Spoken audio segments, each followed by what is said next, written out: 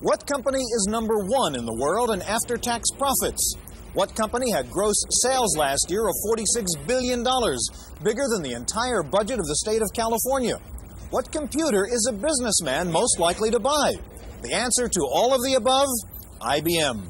Today, an in-depth look at IBM, from the PC Junior to the high-performance AT. All coming up next on this edition of the Computer Chronicles.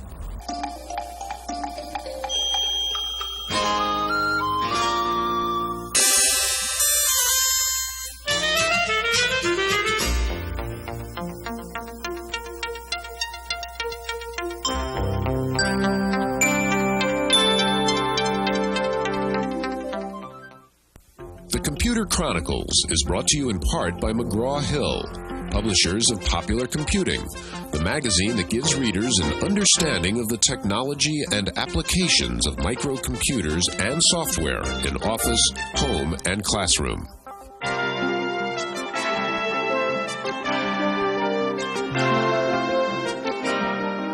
Welcome to the Computer Chronicles. I'm Stuart Chaffee, and this is Gary Kildall. And Gary, our subject today is IBM and the dominant role they play in the computer world in general and the PC world in particular. Matter of fact, they've taken over the phrase PC. It doesn't mean personal computer anymore. It means an IBM personal computer. Is this kind of domination by one company good or bad for the industry, and good or bad for the customer? Well, IBM came into our industry when we were struggling with hardware standards. They set standards and they put a lot of companies out of business.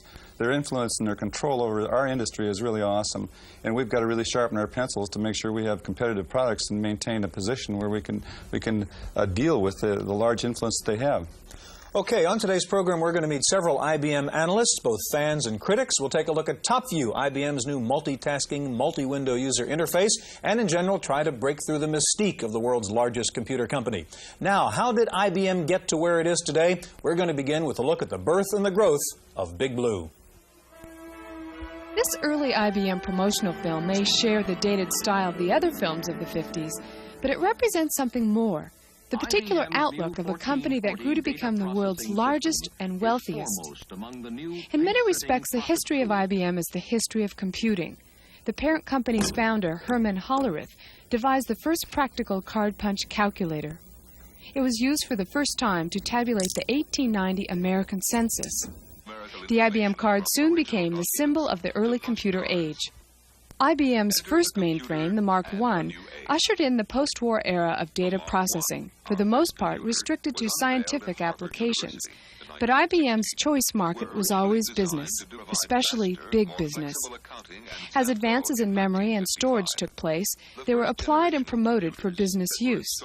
In this manner, the company developed an almost exclusive hold on the data processing departments of major corporations.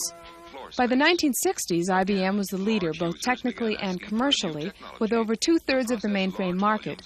Its pervasive customer support and computer families gave it a major advantage in almost every aspect of business computing. By 1966, the company began to look at the small business market and expanded overseas.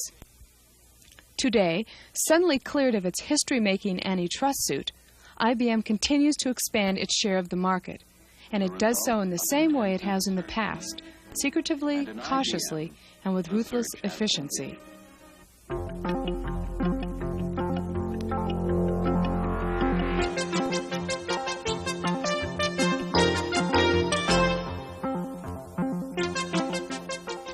Joining us now is Tom Rolander. Tom was formerly with Intel in digital research.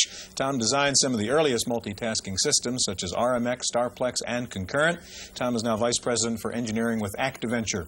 And next to Tom is Norm DeWitt. Norm is a 16-year veteran of IBM. Currently, he's the Group Director of the PC Industry Service at DataQuest in San Jose. Gary? Norm, IBM saw some opportunities here a few years ago and jumped right in and took the lion's share of the PC market. Do you see any effective competition now, or are we all going to be working toward being compatible with IBM?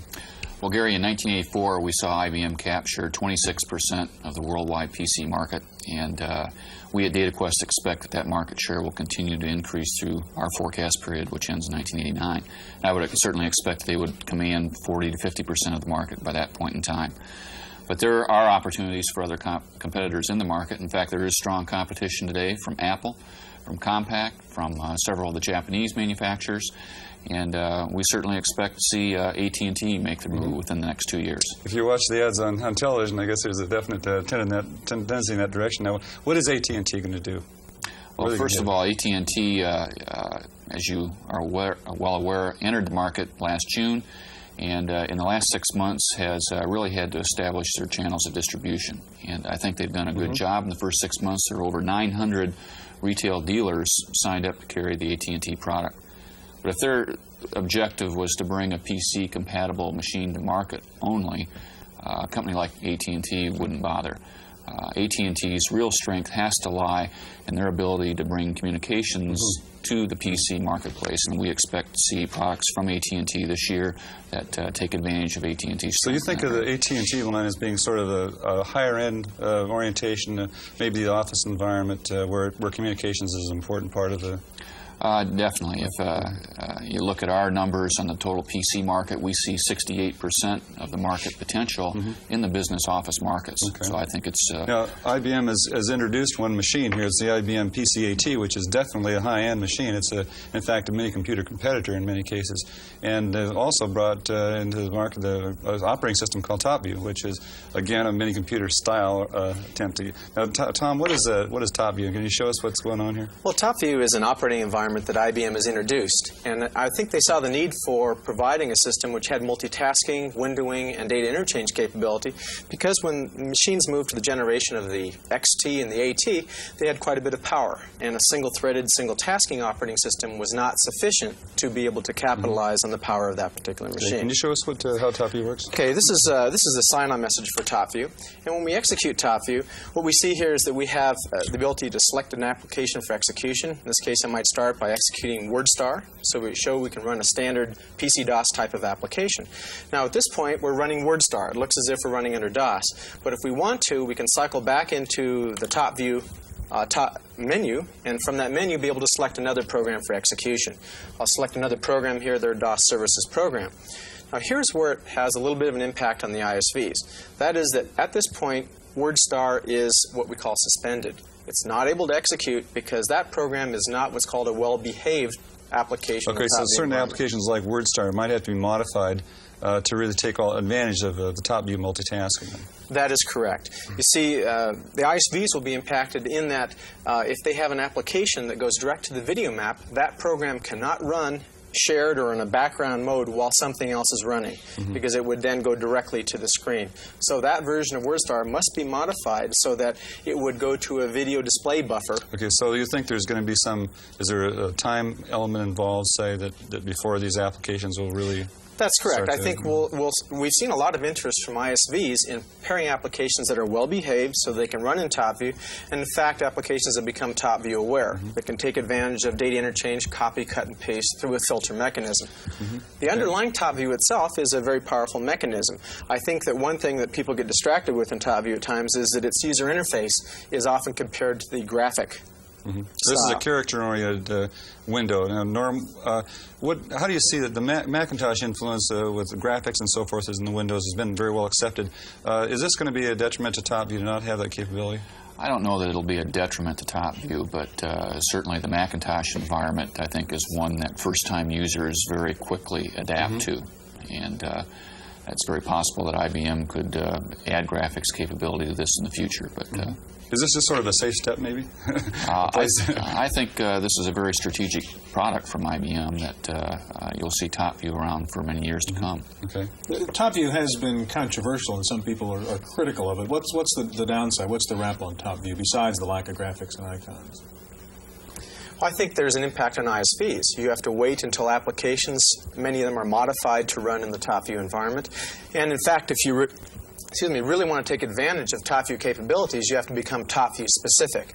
Now, to an ISV, that means as soon as they write a TopView specific application, their end user has to have an IBM PC and have to have purchased TopView before they can run that application. I think that's where the reluctance is coming from ISVs. It could also be that it looks like that the TopView is going to does take a lot of memory, and so that the actual computer system that you're working with is not just, say, a PC or a PC Junior, but it's going to have to be a fully loaded AT. That's correct. It's really aimed at the high-capability machine, and I'm talking about 0.5 megabyte with a hard disk. I don't think there'd be much point in running on a floppy-based system or with any less than So the point is that an independent software vendor would look at, say, the size of the customer base to begin with, and maybe look at that and say, well, it's not really very big at this point, and we have to see that grow to some extent. It's a phenomenon that occurs, of course, in the whole industry over and over.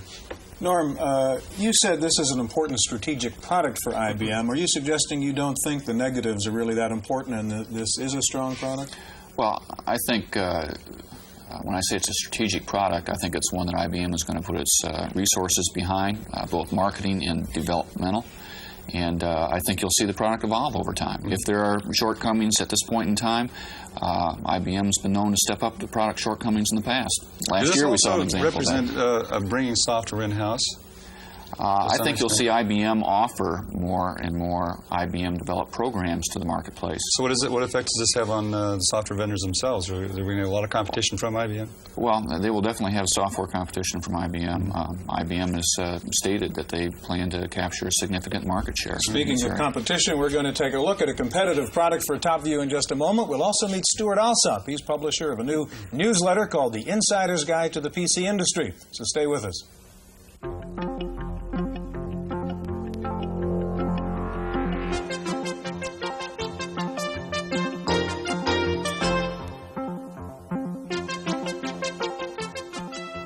With us now is Stuart Alsop. Stuart was formerly the editor of InfoWorld. He now publishes the PC Letter. Gary? Stuart, we've all seen the dominance that IBM took in the hardware industry. And at the time, they were buying, let's say, I guess, third-party software. Now, they've also announced recently a whole line of software products. Are we going to see the same kind of attempt to take over the software industry? Well, certainly they want to try to take over the software industry. That's part of their announced strategy. But recent reports indicate that the software isn't selling. And the real point with software is that that's what provides the value to the user. And unless it does provide value, the user won't buy it. What is the analysis of why it's not selling? The software that's been provided in the business productivity series, I believe they're called, in the personal decision series, aren't competitive with what's currently being offered from Lotus Development and other application software companies. You mean they're just not as good, feature-wise? Just not as good. They're not as easy to use and not as powerful. Now, speaking of competitive products, Gary, your company, in fact, has a TopView type multitasking system. Why don't you give me a brief introduction? We've been interested in the multitasking area for a long, long time. And Tom, in fact, did quite a bit of the work in that area. And now that IBM has put the stamp of approval on multitasking, then, of course, we get a lot of interest in concurrent DOS. So, Tom, could you introduce it and see what's going on? Okay, the product I'll demonstrate here is called Concurrent PC DOS. It is a DOS-compatible operating system that provides the ability of running multiple concurrent DOS applications. On the screen right now, what I have is four separate windows, and we see 3 here outlined in different colors. The purpose for Windows is that it makes the user interface much easier to understand. We can see here that we have 3 distinct different applications. Here we see part of a directory in one screen. By hitting a single keystroke, I can move to a second screen, a third screen, and finally down to a screen in which I have loaded WordStar. So here we have WordStar executing, and we could be running that concurrently with other applications. And we can cycle through the window manager to see those other applications. So these are like 4 different computer systems that are in the same place. That's correct. So while that screen is still scrolling, I can move to another screen, do another operation, another directory or something perhaps, and finally moving to another screen, and here perform yet another operation. I think the important issue is that here both TopView and concurrent DOS are really headed toward another level of small computer users. They're both capable of supporting communication, say in the background. They're capable of supporting network kinds of facilities. And as we see that move into the office, those applications are going to just expand and expand. Stuart, looking at this kind of multitasking user interface from the consumer or customer's point of view here, what do you get and what do you give up for this? Well, the problem with both TopView and I'm not sure entirely of PC-DOS, but of other operating environments that integrate different applications, is that they require a lot of effort on the part of the user in order to share applications, and also just financially in terms of the amount of money you have to spend on the program itself and on upgrading your machine in order to run them. And there's no specific value from the program itself. It merely integrates programs. It doesn't provide you with a function.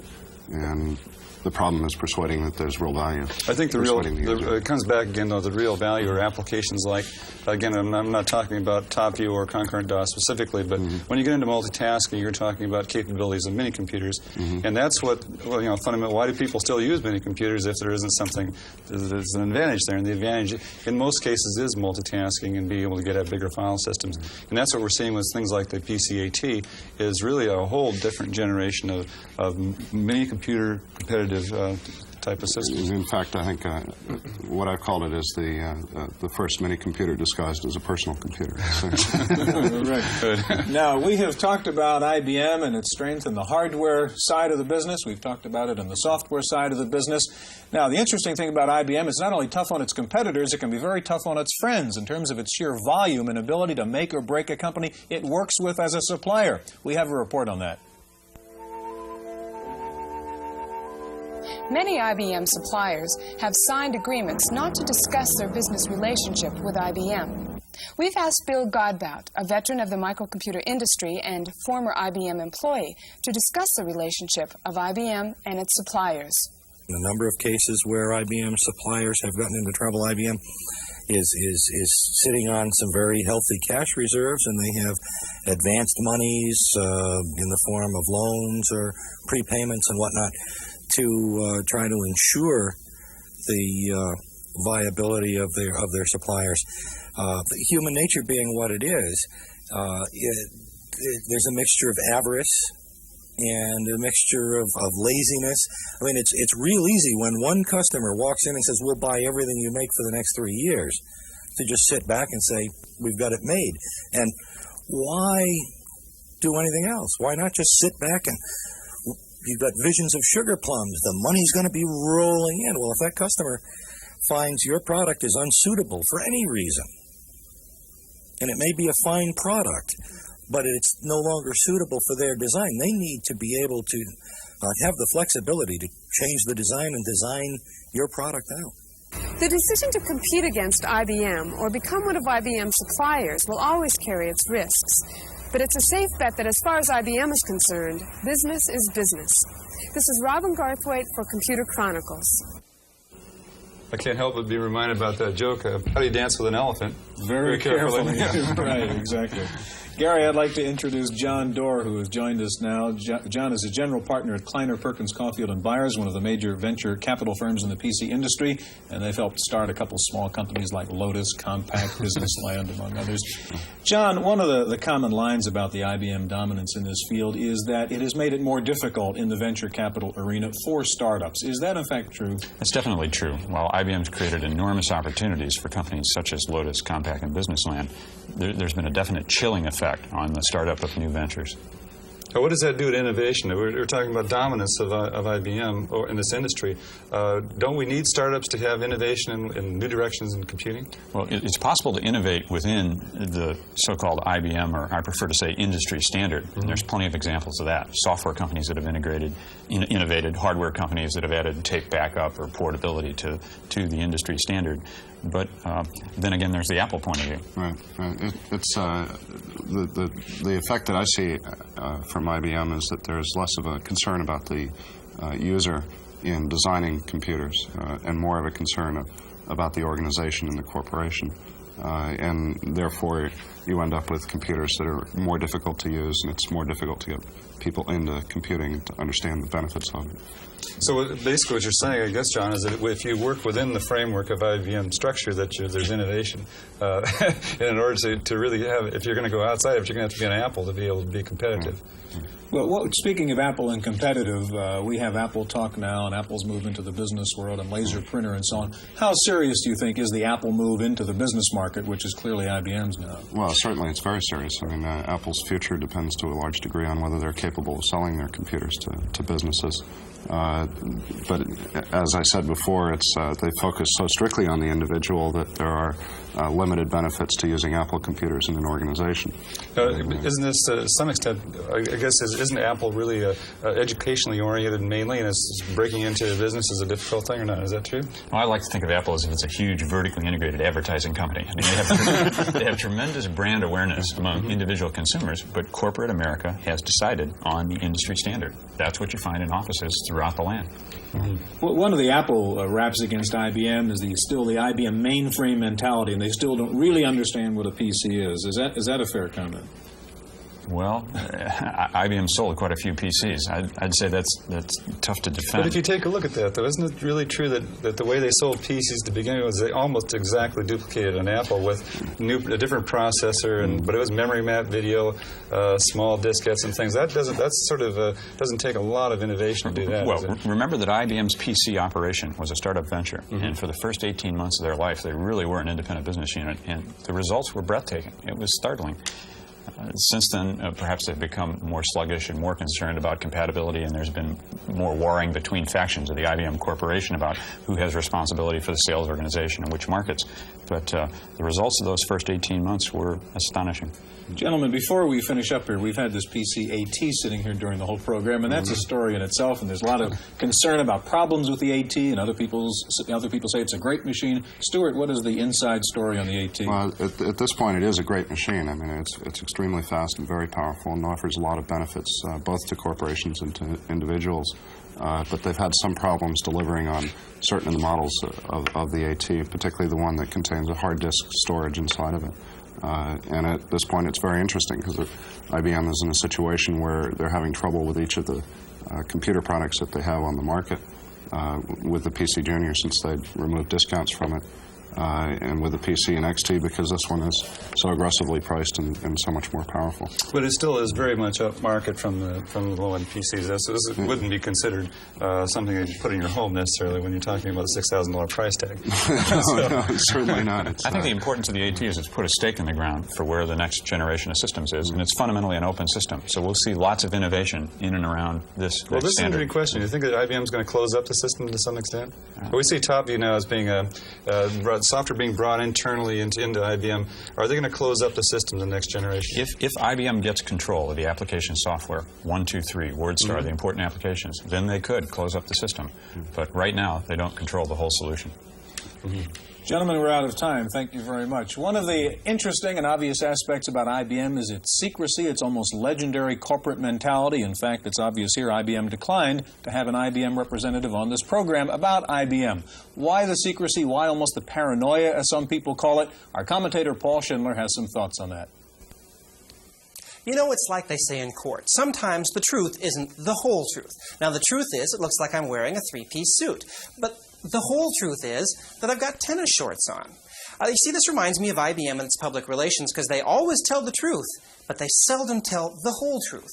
A lot of us who write about computers for a living ask ourselves, how?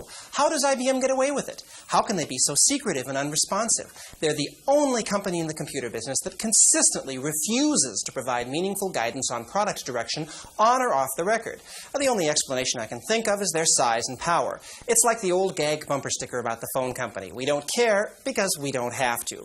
IBM doesn't care whether users have a good idea of what's coming next or where IBM's going because it knows they're going to buy IBM products regardless. There's no law that says they have to be talkative and helpful like everyone else. No one else could do it because if some other company clammed up like IBM does, no one would ever write about it. We cover IBM because we have to, not because they make it easy. And until the day comes when IBM is no longer number one, they'll continue to be secretive. That's my opinion. I'm Paul Schindler.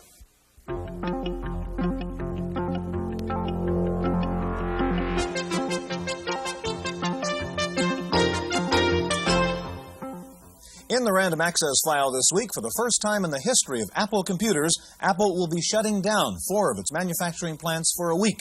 Employees in California, Texas, Ireland, and Singapore are being forced to go on paid vacation for a week as Apple attempts to bring its bloated inventory down. Analysts say the personal computer industry is at a standstill, with most sales at the corporate level, where Apple is still weak. Meanwhile, Apple announced this past week an upgrade for the 2E. The new 2Es will have a new microprocessor, the same one that's in the 2C. Apple is also also adding 3 ROM chips to the 2E to improve graphics, speed up programming, and provide a mouse interface. The price stays the same, and current 2E owners can get an upgrade for $70. The long-awaited Tsukuba Science Expo opened this week in Japan. The high-tech fair features the latest in computer and robot technology. Among the robots on display at the Tsukuba Expo are one which can draw lifelike sketches and another which can read music and then play the music on an organ. NEC and Fujitsu are showing off their new real-time language translation computers. American technology is also on display with an $8 million pavilion devoted to artificial intelligence. Meanwhile, back in Washington, the U.S. government is being accused of having too much intelligence. The General Services Administration has brought in a computer to monitor and analyze the phone calls made by government employees. The computer program looks for frequently called numbers and numbers called at odd hours and compares those to a list of usual business numbers to determine which employees are abusing the government phone system. Civil libertarians are saying this is the worst case of a government using computers to snoop on its citizens. Paul Schindler's been out snooping around the software world, and here's his review for the week. I don't know about you, but I feel pretty silly having to keep one of these around in our electronic age. Why should I need a dictionary to help me spell? There are lots of spelling checkers on the market. In fact, we've reviewed one here on the Computer Chronicles before, but that was before I ran into PFS Proof. Software Publishing Corporation sells this little gem, but I want to mention it was written by the people at Futuristics in San Rafael, California, who went to school with me. That's not why I like PFS Proof. I like it because it's faster and easier to use and takes up less disk space than other spelling checkers. Now, the opening menu is simplicity itself. I've never opened the manual. Proofreading a document is that simple. It shows you the context and offers a guess, when it has one, about what you might have meant. It looks for double words, it looks for funny capitalization, and it looks fast. I mean really fast. It's the fastest spelling checker I've ever seen. This program even allows integrated importation of word lists quickly and smoothly. For $95, I think you'll like PFS Proof from Software Publishing in Mountain View, California. For Random Access, I'm Paul Schindler. Are you ready for this? You can now buy computerized running shoes. Adidas is coming out with running shoes that have a computer built into the left shoe. The computer measures your average running speed, length of stride, and number of calories burned. The new high-tech running shoes are called micropacers. They'll sell for about $100. And if you just use shoes for walking, you too can play with a computer today. Florsheim Shoes is installing what they call convenience centers, automated shoe stores. The buyer sits down at a computer terminal hooked up to a laser disc player. The machine measures your feet, analyzes the inventory, and tells you what's available in your size. You can then look at all the styles via Laserdisc, and you can buy the shoes just by sliding your credit card into the automated kiosk. Florsheim already has 4 such robot stores in operation. If you're into puppies rather than hush puppies, you'll be interested in a new computer database for pet owners. Alpo Pet Foods has set up a national lost pet database. Each pet is given a computer-coded ID tag. If a dog is lost or found, entering the ID into the database will immediately list the owner or the nearest pet shelters. The Pet Locators Network is headquartered in Valley Forge, Pennsylvania. Finally, in this era of computers, whatever happened to the good old slide rule? Well, the answer is not much. The company of Keffel and Esser, which used to be a major manufacturer of slide rules, says it has sold less than a dozen slide rules in the last 3 years. In a recent survey of college students, 75% of the students didn't know what a slide rule was. That's it for this week's Computer Chronicles. We'll see you next time.